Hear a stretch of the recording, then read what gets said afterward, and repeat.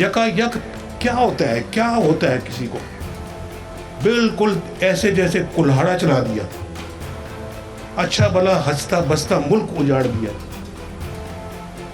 क्या जरूरत थी हमारे खिलाफ साजिश करने की, और क्या जरूरत थी उस वक्त के जजों को हमारे खिलाफ फैसला देने की कि नवाज शरीफ ने अपने बेटे से तनख्वाह नहीं ली, लिहाजा छुट्टी, जाओ घर।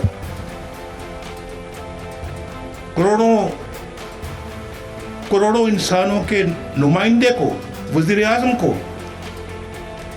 5 बंदों ने उठा के वो फेंका। ये ऐसा कहाँ होता है यार, दुनिया में कहाँ होता है ऐसे। अब हमारे पास कोई गलती का कोई अपना अब जो कहते हैं एहतमाल नहीं है। अगर अब भी हमने सबक ना सीखा तो अल्लामा इकबाल ने कहा था तुम्हारी दास्तां तक न रहेगी दास्तानों में। और उसके बाद हमें तो आप निकालते हो बगैर किसी वजह के, निकालते हो, आंखें बंद कर लेते हो हमें निकालते वक्त, फिर लाते किसको लाए नवाज शरीफ की जगह पर? आरटीएस को क्यों बंद किया? इलेक्शनों में हेरा फेरी क्यों की? हमारे डब्बों से वोट निकाल के किसी और के डब्बे में क्यों डाले? और ऐसे बंदे को ले आते हैं जिसको सवाए गाली के और कुछ करना ही नहीं आता। साबिक वजीर आज़म मुस्लिम लीग नून के कायद नवाज शरीफ ने कहा है कि मुझे हटाकर किसको लाए, ऐसे बंदे को क्यों लेकर आते हैं जिसको सिवाय गालियों के कुछ और करना नहीं आता। वो आया नहीं था, वो लाया गया था, और उसको लाने वाले भी मुल्क की तबाही के इतने ही जिम्मेदार हैं जितना वो खुद है। सियालकोट में वर्कर्स कन्वेंशन से खिताब करते हुए नवाज शरीफ का कहना था कि जिस मुल्क में आए दिन वजीर आज़म बदलते हैं, जेलों में जाते हों, मुल्क बदरी होती हो, झूठे मुकदमात बनते हों, झूठी सजाएं मिलती हों, तो वो मुल्क कैसे चल सकता है। उनका कहना था कि अगर मेरी वजारत उज़्मा के साल गिने और इसके मुकाबले में मेरी जेलों मुल्क बदरी के साल गिने तो शायद मेरी मुल्क बदरी और जेल की मुद्दत ज्यादा लंबी हो, मगर मैंने हिम्मत नहीं हारी। आज तक मुसलसल मेरे खिलाफ और मेरी पार्टी के खिलाफ सजाओं का जो सिलसिला चलता रहा है वो कुछ ही दिन पहले खत्म हुआ, और ये सब बिला वजह हुआ, कोई वजह समझ नहीं आती। नवाज शरीफ ने कहा कि मेरा ख्याल है कि हमारे पास अब कोई गलती का मौका नहीं है। अगर अब भी हमने सबक ना सीखा तो अल्लामा इकबाल ने कहा था कि तुम्हारी दास्तान तक न रहेगी। हमने अपनी दास्तान को पीछे छोड़ आए हैं। ये मुल्क इसलिए 1947 में बनाया था और कुर्बानियां दी थी कि मुल्क का ये हशर देखेंगे। उनका कहना था कि ज्यादा दूर नहीं जाते, 2017 में आ जाएं। मुल्क कितना खुशहाल था, रुपया मजबूत था, पाकिस्तान में महंगाई नाम की कोई चीज नहीं थी, हर चीज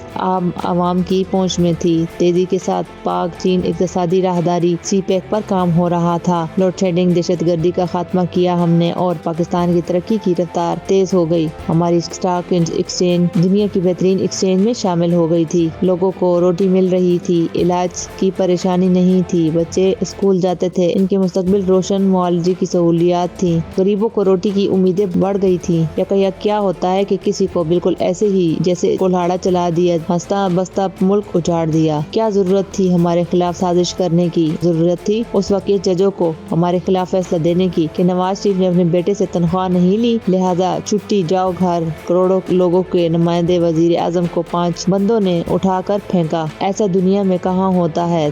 हम पूछते हैं कि हम क्यों पीछे रह गए हैं, क्या वजह है? दुनिया की पस्त तरीन ममालिक में हम शामिल हैं। किसी भी लिहाज से अपने ग्राफ उठाकर देखें, पाकिस्तान का नाम फहरिस्त में सबसे नीचे आता है।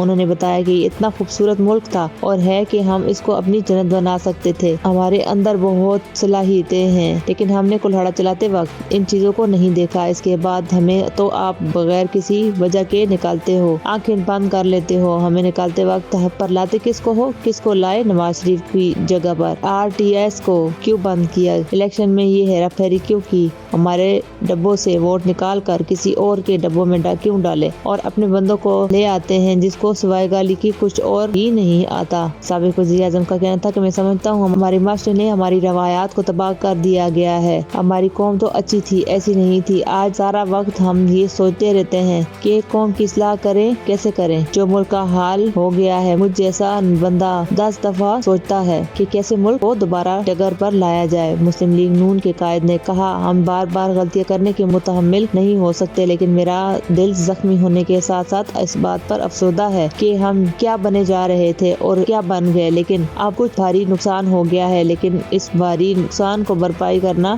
آپ کی، میری اور ہم سب کی ذمہ داری ہے، اس کو ہر قیمت میں ہم نے پورا کرنا ہے۔ نواز شریف کا کہنا تھا کہ موٹر وے بننے کے بعد پہلی دفعہ یہاں آیا ہوں، جب اس سے پہلے آیا تھا تو یہ تعمیر نہیں ہوئی تھی، دیکھیں یہ موٹر وے بن گئی، میں نے اس پر پہلی دفعہ سفر کیا، مجھے سیالکوٹ کے ہوائی اڈے کو دیکھ کر خوشی ہوئی، ہم نے پاکستان کو دوبارہ تعمیر کرنا ہے، آپ نے غلطی نہیں کرنی اور کوئی غلطی کرے گا تو اس کو پکڑنا ہے، میں انتخابی مہم کے لیے پھر سیالکوٹ آؤں گا۔